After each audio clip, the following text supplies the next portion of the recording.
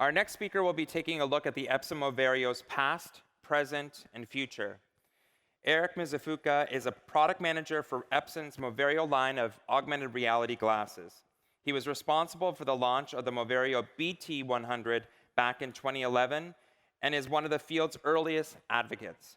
In his talk today, Eric will be diving into the benefits, current use cases, and the future of using AR glasses to pilot your drone. Please join me in welcoming Eric Mizufuka of Epson to the stage. Thank you so much, Tom. Hello, AWE. Thank you for having me today. Really thrilled to be here. As mentioned, you can tag us at the hashtag AWE2016, and I'm available on Twitter at WTEric, or as my coworkers like to say, what the Eric. So feel free to follow me. So just to give a bit of background, I've been involved in this show for the past 5 years, back to the original augmented reality event, in a 10x10 booth in probably a room about a quarter of this size was the size of the exhibit hall. So obviously we've seen incredible growth, and congratulations to Ori and Tom on really bringing this community together and doing such great things for the field of augmented reality. What I wanted to focus on as Epson is that over the years you've seen a lot of industry actually this past year you've seen a lot of industry forecasts of augmented reality exceeding VR, being a $50 billion potential market. But everyone seems to be focused on what's going to happen 3+ years out in this field.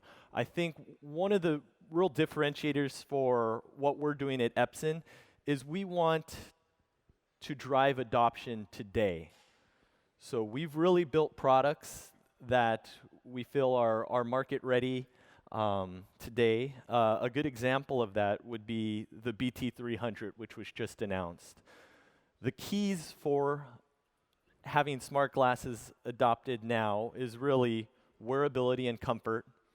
So the 300s are just over 2 ounces. Affordability is the biggest one.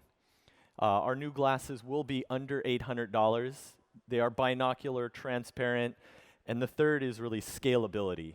So we've had a lot of integrators and customers actually come to us and ask, can you supply 10,000 units next month or in 2 months? And with Epson, it's always been our goal to be able to supply that type of volume. The worst thing that we could do is turn people away. So I'd like to start off with the BT100. So Epson, we actually got into the smart eyewear space quite early on. This was our first generation product, and we actually launched this product back in 2011, believe it or not. I'd like to ask a show of hands. Who actually has tried on the BT100? So quite a few of you. The big thing about this product is it was big and bulky, ran the Android OS, didn't have sensors on it, but it was revolutionary. It was a transparent display that was under $1,000. So when we actually launched this product, what happened was everyone in the military space and people that were familiar with head mount technology really grabbed onto it. Because any other technology that was transparent and binocular at the time was over $30,000. So quite expensive. What that led to was this huge interest in augmented reality. So some of our partners actually modified the BT100 in a number of different ways. You can see they look even better with all that good stuff on it. But it really proved out the use case of what can be built with smart eyewear. And it really helped drive Epson's product roadmap and build products that were desired. So 2.5 years later, we launched the BT200. 60% lighter, front-facing camera, motion sensors. By a show of hands, I'd love to see who's actually tried out the BT200s. So a good portion of folks out there. So I think the nice thing with the 200s that we were able to really understand is what is like the real market opportunity for smart glasses. Where are those niches? We've had hundreds, if not thousands, of pilot projects. We've learned a lot. We've had developers and partners and customers build some really sexy, cutting-edge applications. But what has really been adopted and driven unit sales for us have been a lot of the more simple applications. You've heard a lot of the stuff that's being done in the enterprise out on the show floor.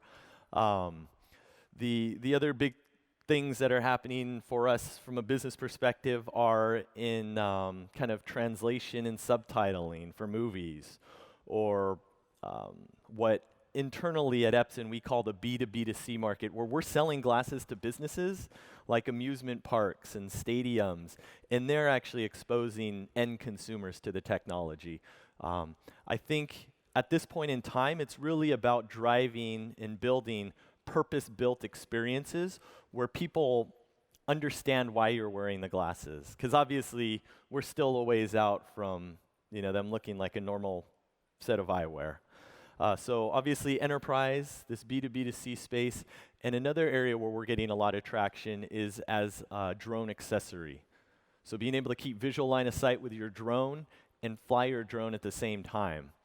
So a lot of sales there, and that is a true consumer opportunity that's happening today. So we're selling a decent chunk of glasses to those markets today, and I think that's a big differentiator for Epson. And obviously, the big change for us and the big announcement for the show is the BT300. So, you're looking at the BT100 on the left. The BT300 is 70% lighter. And we will be shipping at the end of the year. This product is available for pre-order now. We do have them on display at in the exhibit hall, so I definitely encourage you to try them on. They are the lightest, most comfortable binocular smart glasses I've tried, and I've definitely tried quite a few. In addition, if you do pre-order, we have a developer zone where you can get some hands-on time with some of our early prototypes as well. I think one of the big things with the 300 platform that I'm kind of looking forward to in 2016, 2017, and one of the trends I'm seeing just generally in AR, VR is a lot of people say 2016 is the year of VR. And I completely agree, very impressive experiences. But one thing that I think is going to happen in 2017 is it's really going to be the year where VR and AR companies are going to be held accountable, meaning that investors are going to be asking, really show me the money. So I think it's going to be really, really imperative if you are a big company with an R&D budget doing smart glasses projects, you have to show the ROI. If you're an integrator running off of investor funds, you really need to start showing sales and real implementations. And at Epson, we've built the BT300 to really support that. And really, in 2016, 2017, a big differentiator for us is we're targeting to make this a real business and hopefully a profitable business that provides real ROI for you guys out there. So as far as the landscape, virtual reality, mixed reality, augmented reality, and really kind of more notification displays. This is kind of how we see the market today. And for augmented reality, which is kind of where we feel the BT300 fits, what we're really pushing is this concept of a fourth screen. So, that would be obviously the first screen being television. With the second screen, you've got PC, now you've got connectivity. The third screen being mobile. The challenge with mobile and the problem that augmented reality glasses address, or smart glasses, is that mobile, it's obviously kind of a mobile experience, but it's a heads down experience and your hands are occupied. So you'll notice like in the drone application that we're showing here, it's a head-up 360-degree hands-free experience. And that's really what we're opening up.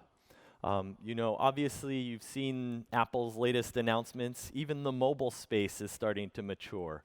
So we definitely see this fourth screen concept and some of these lighter augmented reality experiences as being scalable and the easiest to bring to market quickly. So really for the future of augmented reality glasses, we're focused on market-ready solutions. So we're really looking to work with partners and end customers that really have a need and a real problem they're looking to solve with smart glasses, more than, say, piloting or looking to build out interesting concepts with the BT300 platform.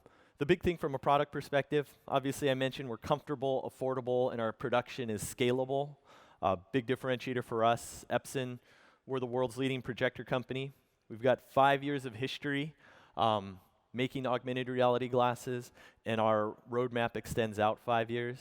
One of the big things that we've noticed going to bid on large projects is, you know, we're a trusted vendor in a lot of IT organizations. They know that we can deliver on time. They know that we'll provide the support that, you know, a lot of these rollouts need. And I think the biggest takeaway that all of us as an industry really need to think about is how do we make augmented reality a profitable business today? And how can we drive real ROI for our customers today versus in 2 to 3 years? So that's all I've got. Feel free to engage with me on Twitter at WTEric, and please swing by our booth, the Epson booth.